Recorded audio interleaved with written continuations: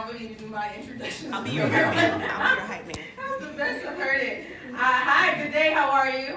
Hi. It's good to see you. Thank you for having me. Thank you to San Bernardino Valley College Black Faculty and Staff Association for having me. It is a pleasure to be here. I am Professor Monica Stockhausen. As you can see, this is a very young face for a professor. I am very grateful and honored to be able to steward this position, and I don't take it for granted. One side note though, I don't think I've ever been through the whole Black National Anthem. Am I the only one? I had no idea. Like, I knew it was that long, but everyone just does the first part. And I was sitting there hoping that people didn't hear me not sing this right. So I just wanted to make that note. I wasn't the only one. But I teach business down the road at Chafee Community College. I teach intro to business, small business management, and also business consultant. I'm a business owner.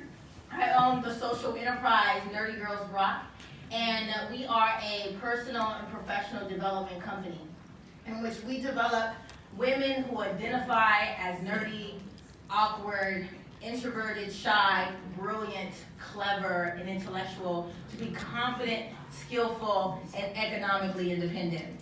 And so we do this through our 3-day seminar that we have, and we help women discover their skill set, package it, and sell it to the marketplace, all in efforts to close the gender pay gap in Southern California, and specifically San Bernardino County, because that's why I came back.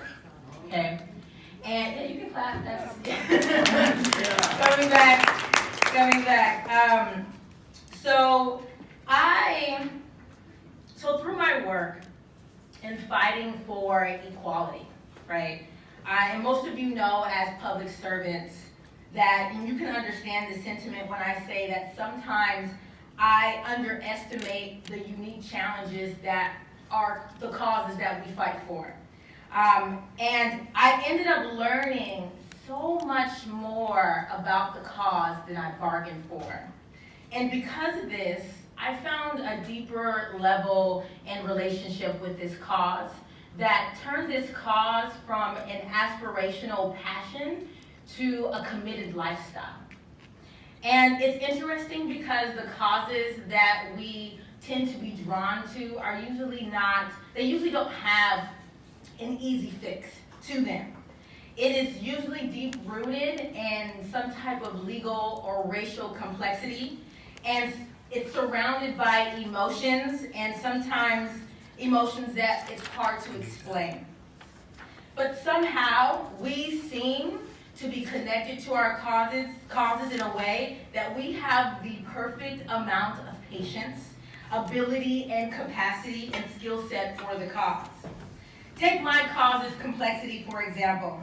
I don't know if you know, but women in the USA, we lose, full-time working, we lose about $840 billion due to the gender wage gap.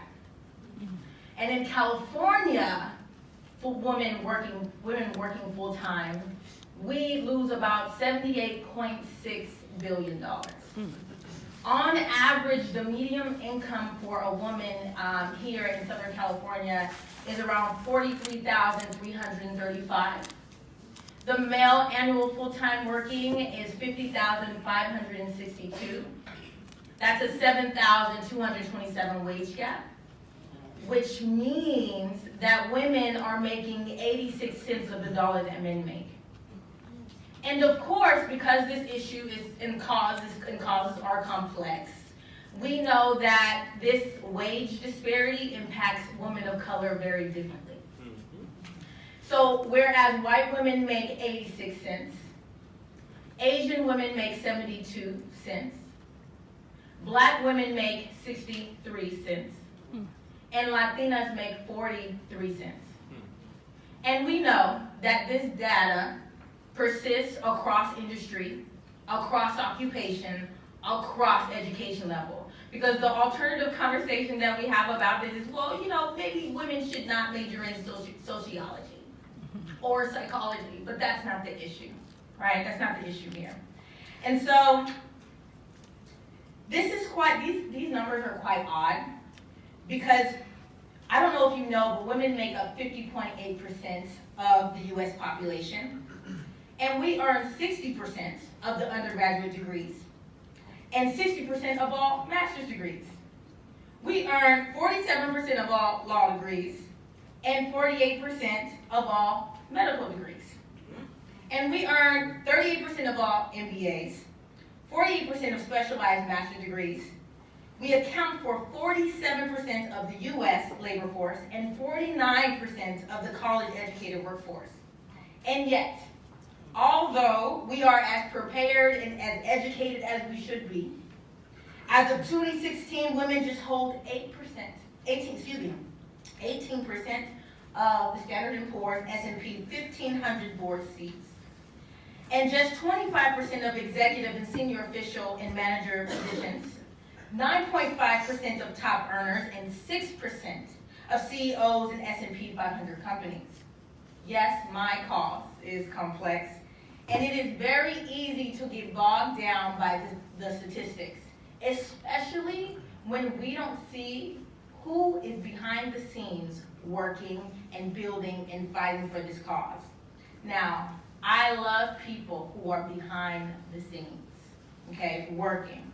Women like Robert Jordan, who was our first African-American congresswoman who came from the Deep South, and the first to be elected to Texas Senate in 1966. And regardless of the stats, regardless of the statistics, she stood bold for her cause by saying, my presence here is one additional bit of evidence that the American dream need not forever be deferred. And I say, your presence here, Dr. Lori Caruthers-Collins, and Beverly, where's Beverly? Where is she? Is she in here? Oh no. Lori? Beverly Jones, right? Well, this is for her in my heart. This is my heart. You are one more additional piece of evidence that American dreams need not forever be deferred. Because you see that these women, they are working behind the scenes. And today we get to say, we see you and we thank you. Please give them a round of applause. And I can tell people behind the scenes women right now, they're just like, no, don't do this. That's me. The reason that well, one, this is for you, but I'm giving you this shine because I want you to know that your legacy of fighting for equity in leadership, Yes, and education and health and social justice for people of color and for women, it came all the way to the next generation, me, and young leaders. So when we think of you, we're saying that we understand that we see the stats and we see that there's a huge fight, but because of the work you've done, it allows us to keep moving forward. So I need you to know that your legacy is impactful. And it's funny because I know you don't really know me, and I know of you, so at this point, this really just makes me a fan. But I need you to know that even though we don't know each other personally, the impact is just as great. And so, I am so glad that we are here honoring these women. I wish Beverly was here so I could look her in her eyes. There you are. Can I start over? Can I start over? I want to start over. I want to look at you too. Oh man. Just know I love you too, girl. We'll record this. But because, sorry. And I'm so glad we're here honoring these women because it is so important and vital that we acknowledge the women behind the scenes and support these women because sometimes they're doing this alone. We know as public servants that it is very exhausting, especially for a woman, because we usually do it all the time, no question asked. And so I'd like to close or end this conversation with a poem that is dedicated to Dr. Lori Caruthers-Collins and Beverly Jones Wright. It is a poem by Masandi Kababa from the World Record, and it reads as so. Hold on, woman of great courage. You have held on so bravely and tirelessly. Hold on, women of great courage, hold on. Women have taken control of their families, and their families are now living in a better life than before. Women no longer have to depend on their husbands to pay for their children's school fees. They have put poverty to an end, jealous down, and so let us give credit where credit is due.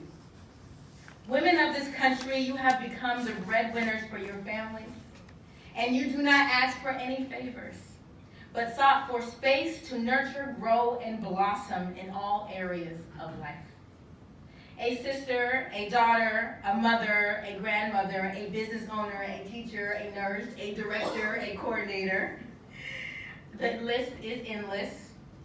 You have boldly attacked rough situations, and you have conquered. You have stood for what you believe in, the cause that you believe in, regardless of the statistics. Your dreams have come true, and your wishes have been fulfilled.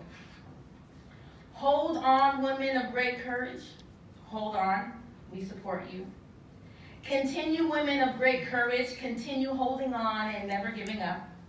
The family's hope is in you. Hold on, great courage. Hold on, women of great courage. Hold on. Thank you for being who you are.